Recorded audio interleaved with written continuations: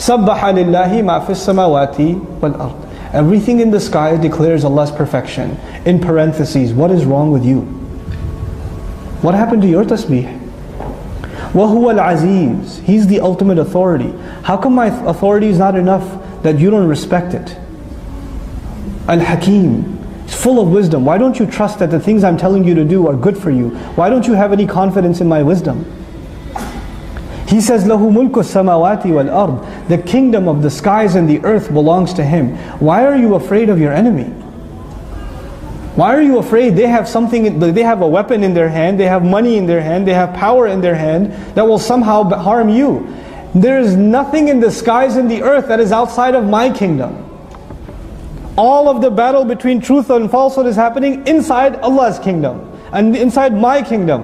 What do you have to fear someone else for? Why are you afraid of anyone else? لَهُ مُلْكُ السَّمَاوَاتِ وَالْأَرْضِ. Are you afraid of dying? He says, يُحْيِي وَيُمِيتُ. He gives life, He gives death. Why are you worried about life and death? He will give and He will take, because it's not yours to keep. We call it my life. I want to live my life. Who says it's yours? Where'd you get mine from? People say my hand hurts. Is your hand? Well, how much you pay for it? Where'd you get it from? Amazon? Where'd you get your hand from? My life, my hand, my car, my house. What's mine? He gives life. He gives death. He's given you this opportunity and He will take this opportunity. وَهُوَ عَلَى كُلِّ شَيْءٍ قَدِيرٍ. And no. He wouldn't do that. No, He can do anything. He's in control of all things. وَهُوَ عَلَى كُلِّ شَيْءٍ قَدِيرٍ. هُوَ الْأَوَّلُ وَالْآخِرُ. He's the first and the last. And this has many interpretations, but at the personal level, the first priority, the first thought in your day should be what? Allah. The last thing you leave this world with, the last thing you do before you go to sleep, you think about your master. What did I do for you, my master, today? Me, this insignificant creature, what did I do today for you? I'm going to this bed, and I'm going to sleep, and I don't know if I'll wake up again. And I don't know if I have to stand in front of you before I wake up, I might have to stand in front of you. My first and my last thought. وَالظَّاهِرْ وَالْبَاطِنِ. And He is so obvious. He is so obvious. Allah is in the unseen. How does He call Himself Al-Zahir, the ultimately obvious? The one who believes, they see Allah in everything. They see Allah in the sunshine, Allah's work. They see Allah in His work. They see Allah in His creation. They see Allah in His planning. Well, He's Zahir, He's always. Sometimes really annoying things happen to you. Really annoying things. Like you get stuck in traffic on your way to Arabic class. 45 minutes late. You're upset. You're like, is that part of Allah's plan? Yes. Because you need to learn sabr more than you need to learn Arabic some days. So He's going to teach it to you. And if that means He has to make you lose your keys, He'll make you lose your keys. It's part of His plan. Because He's helping you control your temper. He's helping you learn to rely on Him. Sometimes He'll make you pass a test, sometimes He'll make you fail a test. So you learn to understand where success and failure comes from.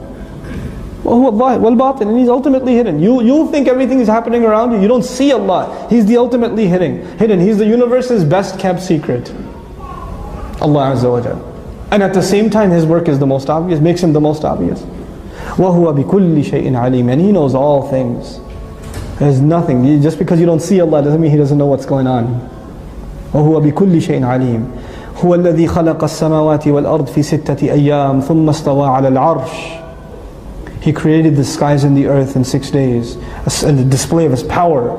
Then He rose upon Al-Arsh, the throne. The Arsh is described in Arabic literature for the throne of a king.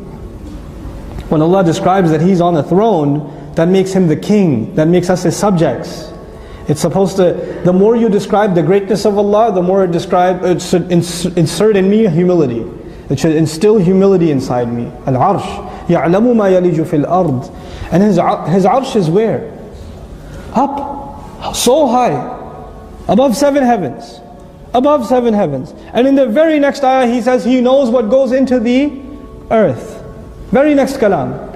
That's the lowest you can be, al-ard. This is why this world is called al-hayatud dunya, the lowest life. He from His highest throne knows what is going into the lowest place, the earth. وَمَا يَخْرُجُ مِنْهَا, and what comes out of it. وَمَا يَنْزِلُ مِنَ السَّمَاءِ, and what comes down from the sky He knows. وَمَا يَعْرُجُ فِيهَا, and what rises up to the sky He knows. وَهُوَ مَعَكُمْ أَيْنَمَا كُنْتُمْ, He is with you. هُوَ مَعَكُمْ, He is with you. أَيْنَمَا كُنْتُمْ, wherever you may find yourselves. Wherever you may be, you are not alone. He's with you. هُوَ مَعَكُمْ أَيْنَمَا كُنْتُمْ, His ma'iyah, His company is there. He's watching. He's protecting. He's observing. He's testing constantly. I'm never alone. I'm not alone in a hotel room. I'm not alone on campus. I'm not alone in the car. I'm not alone. We're never alone. You know? These people that want to look for alien life in the universe, are we alone in the universe? We have the answer. We're not alone. We're never alone. We were never alone. And actually we ourselves are aliens. We were sent on this earth. We're not from this earth. So if you're looking for alien life, look at each other. Every one of you, part of you is alien. It came from the sky. An angel delivered the ruh into your mother's belly. Right? We're not from this world. Well, part of us is. Part of us grew from the earth. And even that started with our father, Adam alayhi salam, who was himself sent down from Jannah. He was himself sent down from Jannah. He knows what goes into the earth. He knows what will come out of the earth. He knows what comes from the sky and what goes up into the sky. He's with you. هُوَ مَعَكُمْ أَيْنَمَا كُنْتُمْ. Wallahi, if we just understood this one ayah, it's not even a whole ayah, it's a part of an ayah. هُوَ مَعَكُمْ أَيْنَمَا كُنْتُمْ. He is with you wherever you are. The way I speak would change. The websites I browse would change. The phone numbers I dial would change. Man, everything would change. Everything about me would change. Do people act differently when their boss is in the room? Do people act differently when they see a police car on the highway on the side? They do, don't they? Do people act differently when they know there's a camera on the street light or the stop sign? They do, don't they? Automatic taqwa? Automatic ihsan. You recognize the presence of a higher power and it changes your behavior.